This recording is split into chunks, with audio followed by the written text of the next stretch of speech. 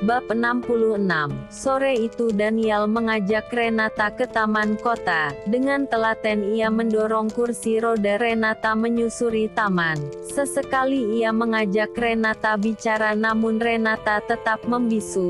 Pandangan kosongnya menyapu sekitar. Renata melihat beberapa wanita hamil, dan para ibu muda yang tengah bermain di sana dengan buah hati mereka. Renata tersenyum getir. Jelas ia iri karena kini keinginannya menjadi seorang ibu benar-benar hanyalah sebuah angan-angan saja. Tidak lama kemudian Daniel mengajak Renata pulang. "Daniel, bagaimana keadaan Renata?" tanya Ibu Rini antusias. Setibanya mereka di rumah, "Apa dia bicara?" Daniel hanya menggeleng pelan. "Dia tidak bicara apapun," jawabnya. Renata memang tetap membisu sampai mereka di rumah. Wajah Ibu Rini menjadi sendu.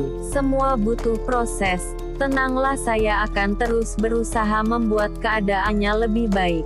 Daniel menenangkan. Sasi tersenyum tipis melihat Elkan yang masih di dalam kelas mengirimnya pesan. "Kita makan di luar ya, mau?" "Baiklah." Setelah kuliah selesai, keduanya segera meninggalkan kampus. Elkan melajukan sepeda motornya ke suatu tempat. "Kenapa kita ke sini?" tanya Sasi. Terlihat bingung saat Elkan mengajaknya ke suatu mall. "Aku ingin ke sini." Sasi terperanjat saat Elkan meraih tangannya. Dadanya berdesir hangat saat Elkan terus meremas lembut telapak tangannya menyusuri mall tersebut. "Lihatlah." Sasi menghentikan langkahnya saat Elkan membawanya masuk ke dalam toko perlengkapan bayi.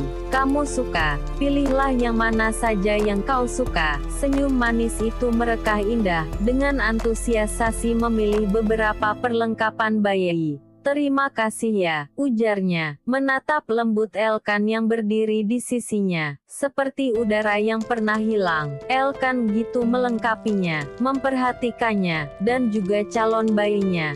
Gitu juga dengan Elkan. Ia mengerti jika cara sederhana ini bisa membuat Sasi tersenyum. "Ini tidak gratis."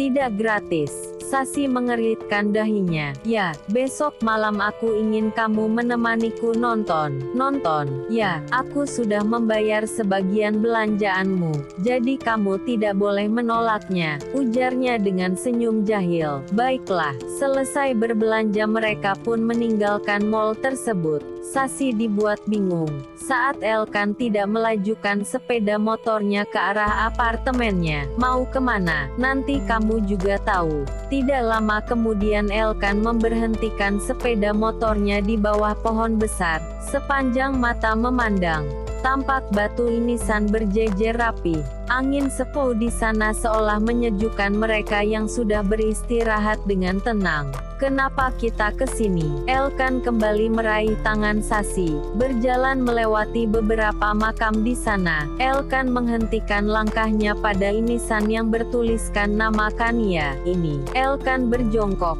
jemarinya mengusap inisan itu, menatapnya penuh rindu. "Ya, ini kekasihku Kania." Sasi berjongkok di sebelah Elkan. "Kania itu pasti baik dan cantik," ujar Sasi. "Dia cantik dan sederhana, sangat sederhana, sampai keluargaku menolak kehadirannya." "Menolak?" Sasi kembali teringat ucapan ibu Elkan, yang mengatakan jika Elkan memang mencintai Kania, tapi papanya sangat tidak setuju dengan hubungan mereka, karena Kania bukan dari kalangan yang berada. "Ya, mereka selalu mengatakan, jika Kania tidak sepadan dengan kami."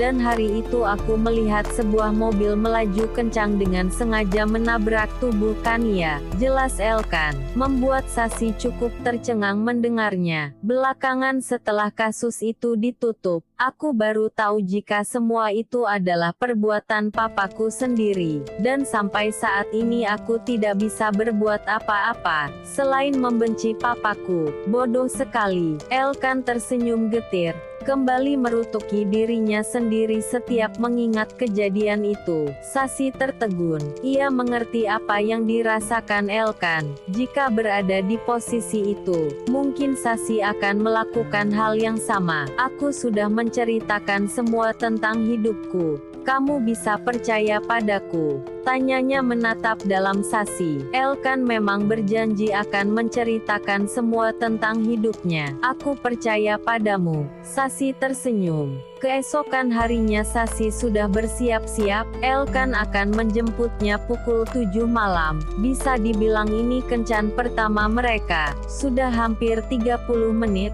Sasi memilah-milah pakaian yang hendak dikenakannya. Namun ia belum juga menemukan pakaian yang cocok. Tidak lama kemudian Sasi meraih ponselnya yang tidak lama berdering. "Ibu, ada apa Bu?" tanya Sasi di balik telepon. "Sasi, kamu sedang apa nak?" "Aku." Sasi bingung harus menjawab. Malu rasanya. Ia malu jika mengatakan ia akan berkencan dengan Elkan. "Sasi, ibu rindu. Bisa tidak kamu ke rumah sebentar? Ibu sudah memasak makanan kesukaanmu," pinta sang ibu. "Baiklah Bu, aku akan ke sana." Sasi menutup teleponnya. Satu hal yang tidak bisa dilakukannya adalah menolak permintaan sang ibu. Sasi bergegas mengganti pakaiannya, meminta Elkan untuk menjemput di rumah ibunya. "Sasi," Ibu Rini tersenyum melihat wajah Sasi di balik pintu. Mata sayunya terperangah, melihat Sasi yang mengenakan dress berenda berwarna pink. Dengan polesan make up membuat wajahnya tampak cantik berseri. "Kamu cantik sekali nak.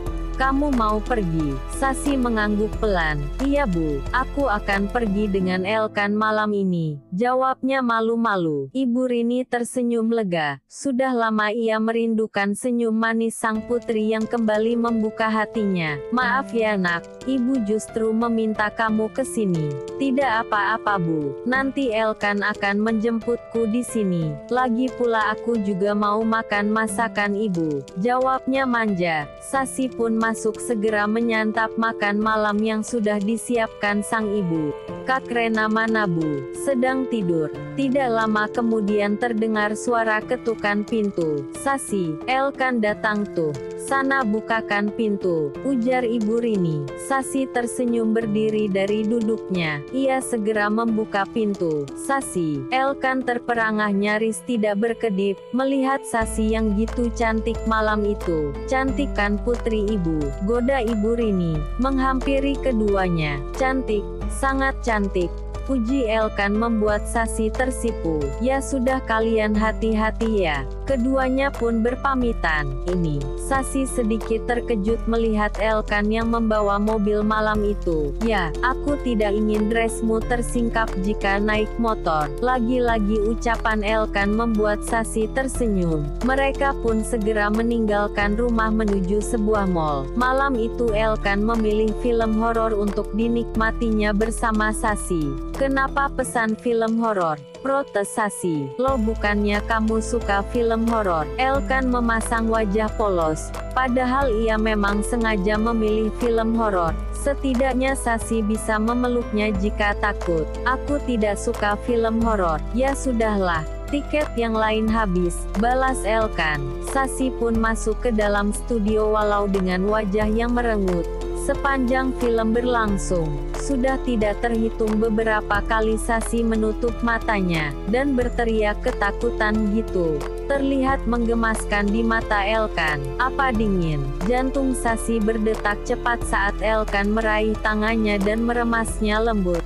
Sentuhan Elkan selalu membuat perasaannya menjadi hangat. Selesai menonton, Elkan mengajak Sasi makan di sebuah resto dalam mall yang sama. Sasi, tanpa mereka sadari, Setia yang juga sedang berada di sana memperhatikan keduanya yang baru masuk ke dalam resto. Tampak Sasi yang membeli beberapa menu yang disodorkan pelayan di sana. Sesekali senyum manis itu merekah dari bibir ranumnya. Dari mejanya Setia memperhatikan hal itu. Tertegun melihat senyum Sasi yang sudah lama tidak lagi dilihatnya.